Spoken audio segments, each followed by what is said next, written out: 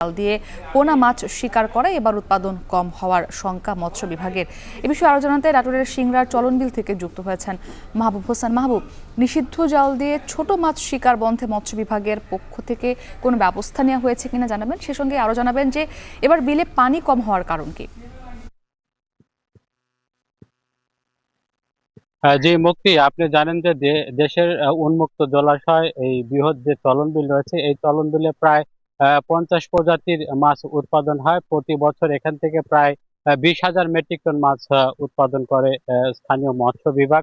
তো আপনি যেমনটি বলছিলেন যে এই বছর মৌসুমের শুরুতে কিন্তু পানি কম আসছে এবং এই পানিটা মূলত বৃষ্টি নির্ভর এবং উজানের যে ঢল আসে সেই ঢলের পানি কিন্তু এই চলনবিলের মূলত যে পানি সেই পানি হয়। কিন্তু এবছর এই অঞ্চলে বৃষ্টিপাত কম এবং উজানের ঢলটা কম আসার কারণে কিন্তু এবছর চলনবিলে যে প্রতি বছর যে পরিমাণ পানি হয় সেই পরিমাণ কিন্তু পানি এবার নেই।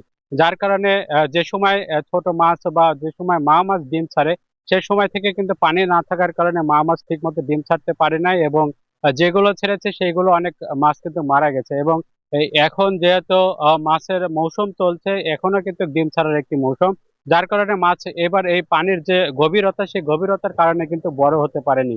স্থানীয় মৎস্য বিভাগ এমনটি বলছেন। এবং আর যেটি বলছিলেন যে এবছর কিন্তু যেহেতু রাজনৈতিক অস্থিরতা ছিল, এই অস্থিরতার কারণে কিন্তু স্থানীয় মৎস্য বিভাগ তারা সেভাবে স্থানীয় প্রশাসন না পাওয়ার কারণে তারা কিন্তু সেই অভিযানগুলো পরিচালনা করতে পারেনি।